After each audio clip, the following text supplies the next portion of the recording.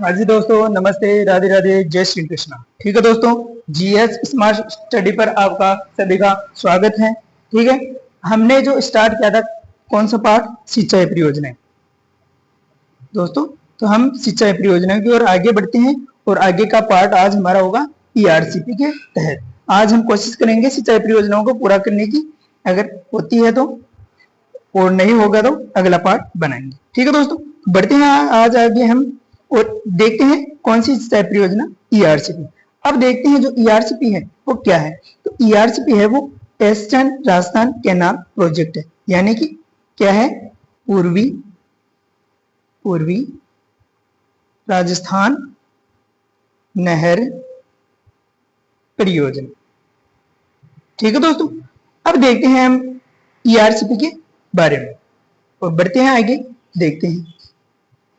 अब देखें जो ईआरसीपी है वो क्या है, वो एक महत्वाकांक्षी परियोजना है जिसमें चंबल बेसिन के कालीसिंध, पार्वती, कुन्नू, मेज, कूल नदियों के अधिशेष जल को क्या है, मानसून काल में न्यून जल वाले नदी बेसिनों में डाला जाएगा। ठीक है दोस्तों, तो ईआरसीपी जो योजना है उसके तहत है वो जिन नदी क्षेत्रों में अधिक जल है वर्षा के या मानसून काल में, तो जो न्यून जल वाले क्षेत्र है उनमें क्या है, इसका जल डाला जाएगा। अब इसके तहत जो जल है वो कितना है, वो 3510 मिलियन घन मीटर है, वो जल क्या है, उपलब्ध होता है। ठीक है दोस्तों, अब देखते हैं आगे।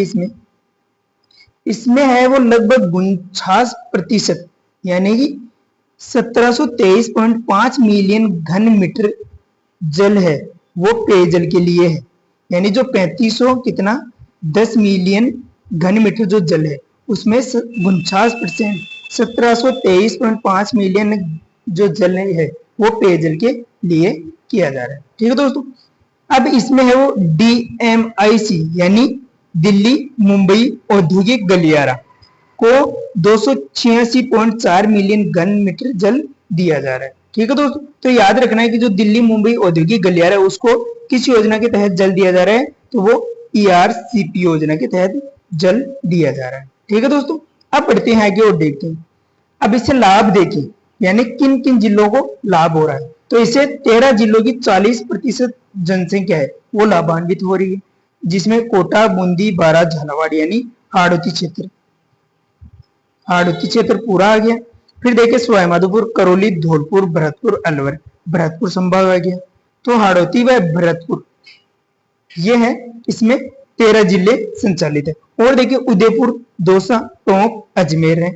फिर देखिए पूर्व की 0.8 लाख हेक्टेयर भूमि को पुनः स्थापित, यानी जो पूर्वी क्षेत्र है राजस्थान का, जो पूर्वी क्षेत्र है, इस पूर्वी क्षेत्र के 0.8 लाख हेक्टेयर भूमि को पुनः स्थापित करना है। ठीक है दोस्तों, अब देखें आगे और बढ़ते हैं।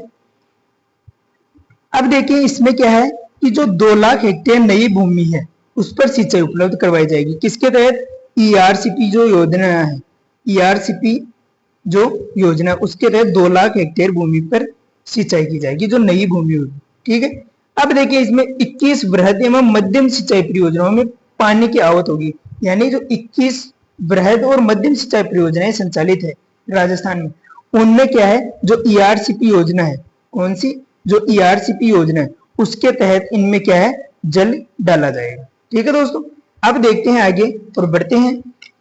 इसमें देखें अब आगे, तो जो इस परियोजना के तहत क्या है, 6 तो बैराज बनाए जा रहे हैं और 1 बांध बनाया जा रहा है। ठीक है, तो हम देखते हैं कौन कौन से बैराज बनाए जा रहे हैं। तो इसमें बनाया जा रहा है रामगढ़ बैराज, जो कूल नदी पर है, और कहां पर है, ये बारां में है। ठीक है दोस्तों, अब दूसरा देखिए महलपुर बांध बैराज बनाया जा रहा है, जो कहाँ है, पार्वती नदी पर है, और ये भी कहाँ, बारां में।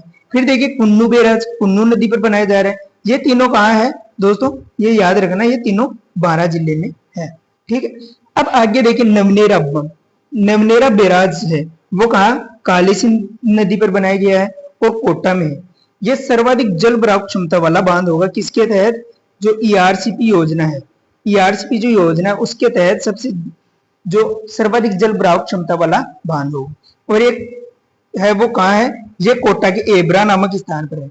कहाँ, एब्रा नामक स्थान पर कौन सा है, तो नवनेरा बांध है। ठीक है दोस्तों, अब देखिए मेज बैराज है जो कहा मेज नदी पर बनाया गया और कहा बूंदी में है। ठीक है दोस्तों। अब देखिए राठौड़, जो राठौड़ डे करना है, राठौड़ बैराज है वो बनास नदी पर है और सवाई माधोपुर जिले में संचालित है। ठीक है दोस्तों। अब देखिए आगे, अब देखिए डोंगरी बांध, जो डोंगरी बांध है वो बनास नदी पर है और सवाई माधोपुर जिले में है। ये ईआरसीपी योजना का मुख्य जल संग्रहण वाला बांध है होगा, यानी जो डोंगरी बांध बनाया जा रहा है वो ईआरसीपी योजना की जो तहत जो बांध व जो बैराज बनाएगी उनमें सर्वाधिक जल जो संग्रहण वाला बांध कौन सा होगा, वो डोंगरी बांध होगा। ठीक है दोस्तों। अब देखिए जो ईआरसीपी निगम है इसकी घोषणा हुई वो 2023-24 जो 2022-23 बजट में हुई और इसकी स्थापना 17 जून 2022 को की गई। ठीक है दोस्तों। बढ़ते हैं आगे और देखते हैं। अब देखिए जो ईआरसीपी है वो पहले चरण में, यानी जो पहला चरण है उसमें बजट 2022-23 में इसे 9600 करोड़ का बजट के प्रावधान किया गया था। अब देखिए इसी चरण में बिसलपुर, गलवा, नवनेरा, इसरदा लिंक का निर्माण तथा रामगढ़ महलपुर, हाँ जी, तो देखिए इसमें रामगढ़ महलपुर बैराज का जो निर्माण है वो प्रस्तावित है। ठीक है दोस्तों। अब देखिए बजट 2023-24 में 1300 करोड़ रुपए का प्रावधान किया गया है। ठीक है दोस्तों। अब बढ़ते हैं आगे और देखते हैं। अब देखिए गंग नहर परियोजना। ठीक है दोस्तों। क्या देखिए जो गंग नहर परियोजना है उसके बारे में देखते हैं। तो जो गंग नहर परियोजना है वो राजस्थान, पंजाब, हरियाणा की संयुक्त परियोजना है। क्या है? संयुक्त परियोजना है। किस किस की? राजस्थान, पंजाब और हरियाणा की। ठीक है दोस्तों। अब इसके बारे में देखिए कि जो गंग नहर परियोजना है वो कहां से निकलती है। तो जो गंग नहर परियोजना है वो कहां से, वो सतलज नदी से, सतलज नदी है, सतलज जो नदी है उसके ऊपर है हुसैनीवाला नामक स्थान पर पंजाब में। कहा? हुसैनीवाला, हुसैनीवाला नामक स्थान पंजाब से ये हरि के बैराज से निकाली गई। ठीक है दोस्तों। अभी ये राजस्थान में है, वो गंगानगर के, राजस्थान में गंगानगर जिले में प्रवेश करती है, गंगानगर में। अब गंगानगर में स्थान देखें तो वो कौन सा है? खक्का है। जो खक्का नामक स्थान है गंगानगर के, वहां से गंग नहर राजस्थान में प्रवेश करती है। ठीक है दोस्तों। अब यहां से लेकर ये शिवपुर, कहां तक? शिवपुर हेड तक ये संचालित है। कौन सी? गंग नहर है वो। ठीक है दोस्तों। तो अब देखते हैं इसका हम विस्तार और कहां कहां ये है। तो देखिए जो गंग नहर है वो 3.08 लाख हेक्टेयर, यानी 3.08 लाख हेक्टेयर जो भूमि है उस पर सिंचाई उपलब्ध करवाती है और ये गंगानगर में है। ठीक है दोस्तों। अब राजस्थान की पहली सिंचाई परियोजना है ये। कौन सी है? राजस्थान की पहली सिंचाई परियोजना जो 1921 से 1927 में इसका निर्माण कार्य पूरा हुआ। ठीक है दोस्तों। इसका निर्माण है वो महाराजा गंगा सिंह ने किया, इसलिए इसे जो महाराजा गंगा सिंह है उसे भारत का भागीरथ कहते हैं या आधुनिक भारत का भागीरथ कहते हैं। ठीक है दोस्तों। अब देखें इसके बारे में आगे। तो ये है वो सतलज नदी से हुसैनीवाला पंजाब से निकाली गई है, यानी जो सतलज नदी है उस पर पंजाब में हुसैनीवाला नामक स्थान है, वहां से गंग नहर निकाली गई है। ठीक है दोस्तों। इसकी जो नींव है वो 5 दिसंबर 1921 में रखी गई और इसका उद्घाटन है वो 26 अक्टूबर 1927 में लॉर्ड इरविन के द्वारा किया गया। ठीक है दोस्तों। अब ये भारत व राजस्थान की प्रथम पक्की नहर है, यानी पूछ ले दोस्तों कि राजस्थान व भारत की प्रथम पक्की नहर कौन सी है, तो वो कौन सी है? गंग नहर है। ठीक है दोस्तों। अब इसका पुराना नाम देखिए, पुराना नाम इसका क्या है, तो वो है बीकानेर नहर। ठीक है दोस्तों। तो इसका पुराना नाम क्या है? बीकानेर नहर। अब बढ़ते हैं आगे और देखते हैं। तो देखिए जो दोस्तों जो गंग नहर है, क्या है? जो गंग नहर है इसकी कुल लंबाई कितनी है? तो इसकी कुल लंबाई है वो 292 किलोमीटर है। ठीक है दोस्तों। अब राजस्थान में इसकी लंबाई देखिए तो 129 किलोमीटर है, जो कि कहा? शिवपुर हेड तक है गंगानगर में। ठीक है, जो बनी थी। अब विशेष राजस्थान में देखिए तो राजस्थान में कितनी है? 17 किलोमीटर है मात्र। अब देखें कि जो गंग नहर है, जो गंग नहर है उसमें जो मरम्मत का कार्य है वो लोहागढ़ हरियाणा से साधुवाली गंगानगर तक गंग नहर लिंक निकाला गया है। ठीक है दोस्तों। गंग नहर के मरम्मत के समय लोहागढ़ जो हरियाणा से साधुवाली गंगानगर तक एक लिंक निकाला गया था इसकी मरम्मत के समय। ठीक है दोस्तों, अब देखें अगली हमारी योजना है वो है गुड़गांव नहर। अब गुड़गांव नहर देखें तो वो पश्चिमी यमुना लिंक नहर के नाम से भी जानी जाती है। ठीक है दोस्तों, अब राजस्थान हरियाणा की ये क्या है, संयुक्त परियोजना है। ये 4600 हेक्टेयर भूमि पर सिंचाई करती है। कौन सी गुड़गांव नहर है वो 4600 हेक्टेयर भूमि पर सिंचाई करती है। ठीक है दोस्तों, अब देखिए यमुना नदी से ओखला हेड क्वार्टर दिल्ली से निकालेगी। यमुना नदी से निकलेगी ये कौन सी, गुड़गांव नहर, और कहां से, दिल्ली के पास में है ओखला हेड क्वार्टर, वहां से निकालेगी है। ठीक है दोस्तों, अब राजस्थान में प्रवेश देखिए इसका तो जुरेरा कामा डीग से होता है, यानी जुरेरा है वो कामा तहसील डीग जिले की कामा तहसील, और कामा तहसील का जुरेरा गांव से गंग नहर गुड़गांव नहर है वो प्रवेश करती है राजस्थान में। ठीक है दोस्तों, अब देखिए जो भरतपुर नहर है, भरतपुर नहर के बारे में देखते हैं तो ये है राजस्थान, क्या है दोस्तों, ये राजस्थान व यूपी की संयुक्त परियोजना है।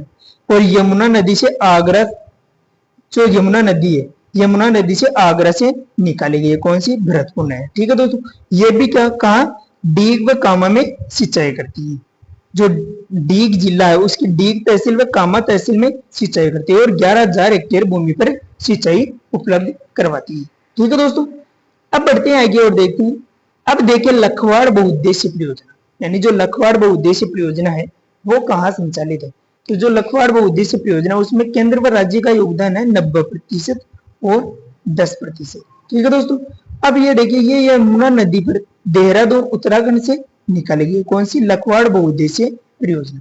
अब देखिए उत्तराखंड, हिमाचल प्रदेश, उत्तर प्रदेश, हरियाणा, दिल्ली, राजस्थान की ये संयुक्त परियोजना है। ठीक है दोस्तों, तो पूछ रहे कि लखवाड़ जो बहुउद्देश्य परियोजना है तो वो किन जिलों में संचालित नहीं है या किन राज्य में संचालित नहीं है, तो इनमें से 3 दे दे और एक कोई दूसरा दे दे तो वो नहीं होगा। ठीक है दोस्तों, तो इस प्रकार से ये राज्य याद रखना।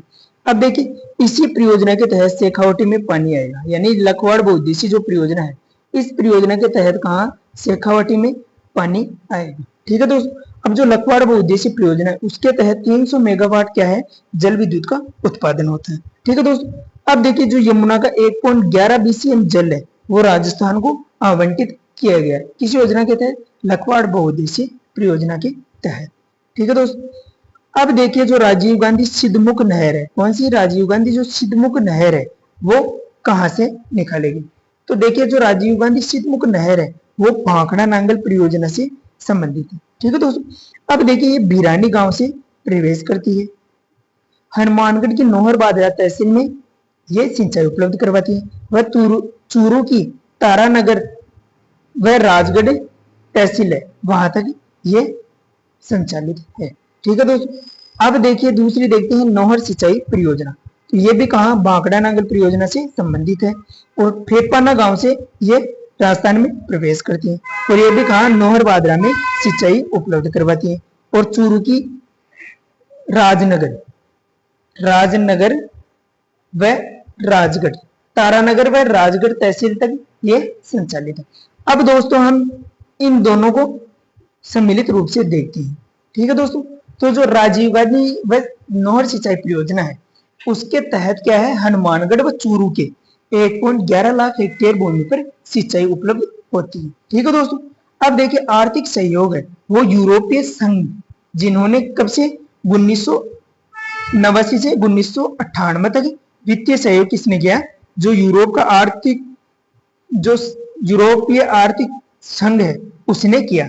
अब जो भारत ने जब परमाणु परीक्षण किया था मई 1998 में, उसके बाद जो यूरोपियन संघ के आर्थिक संघ ने सहयोग क्या है, बंद कर दिया था।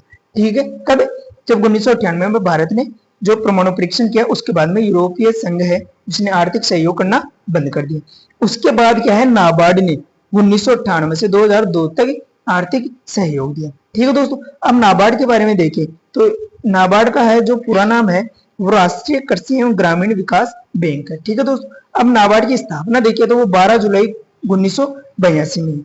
अब वो इसका मुख्यालय है वो कहाँ है, मुंबई में। ठीक है दोस्तों, अब बढ़ते हैं आगे और देखते हैं बिसलपुर परियोजना। बिसलपुर परियोजना देखें हम दोस्तों, क्या देख रहे हैं।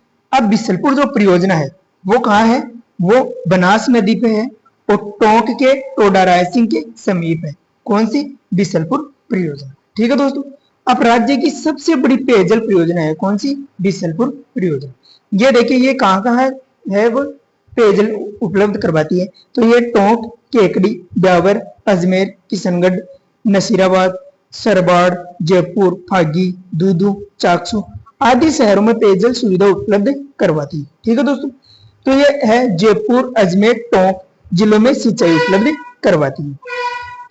केवल जो टोंक जिला है वहां पर क्या है, सिंचाई उपलब्ध है, किससे, बिसलपुर जो परियोजना है उससे। ठीक है दोस्तों।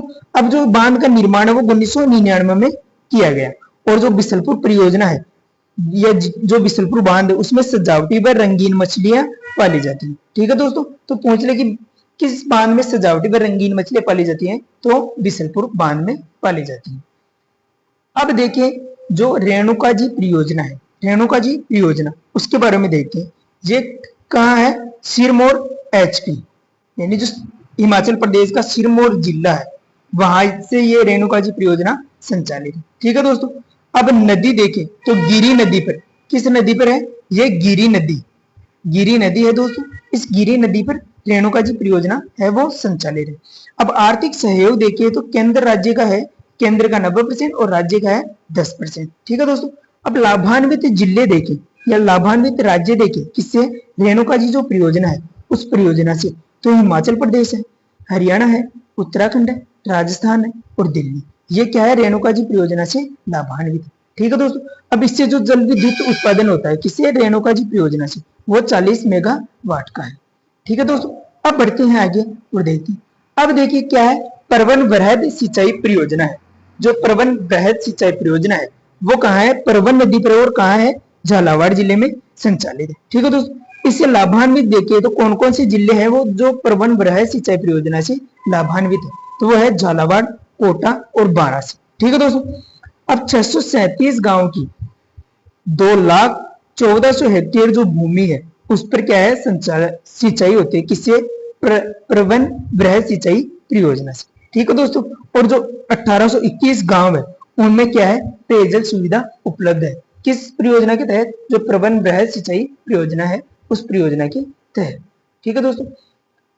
अब देखते हैं अगली हमारी जो RWSRPD है, यानी राजस्थान मरु जल क्षेत्र पुनर्गठन जो परियोजना है उसके बारे में देखते हैं। तो ये क्या है, ये IGNP के पहले चरण के पुनरुद्धान की परियोजना है।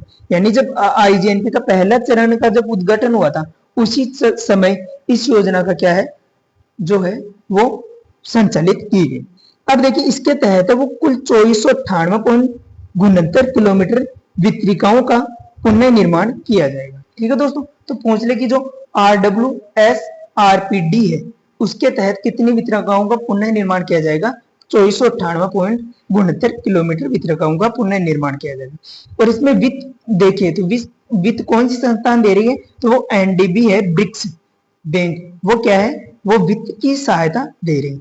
अब अवधि देखिए तो 7 वर्ष के लिए ये संचालित है, 2017 से ये शुरू की गई। ठीक है दोस्तों। अब कुल लागत देखिए इसमें तो 3291.63 करोड़ रुपए का इसमें प्रावधान किया गया। ठीक है दोस्तों। अब बढ़ते हैं आगे और देखते हैं। अब देखिए जो बजट 2023-24 में ये वित्तीय स्वीकृति 784.89 करोड़ रुपए दी गई है, यानी 2023-24 का बजट था उसमें 784.89 करोड़ रुपए दिए गए हैं। ठीक है दोस्तों। अब ये है 33,312 हेक्टेयर भूमि, ये सेम समस्या से मुक्त करेगी। ठीक है दोस्तों। अब IGNP फीडर पंजाब वाला जो भाग है वो रीलाइनिंग के लिए केंद्र राज्य वित्त पोषण है 60 और 40%, और जो सरहिंद फीडर की रीलाइनिंग है वो पंजाब और राजस्थान के मध्य उसमें 54.15 व 45.85% योगदान है वो केंद्र राज्य का है। ठीक है दोस्तों। अब बढ़ते हैं आगे। ठीक है दोस्तों। तो इस प्रकार हमने आज ये योजनाएं की है। ठीक है, मिलते हैं जल्दी नेक्स्ट पार्ट की ओर से। जय हिंद, राधे राधे, जय श्री कृष्ण, धन्यवाद।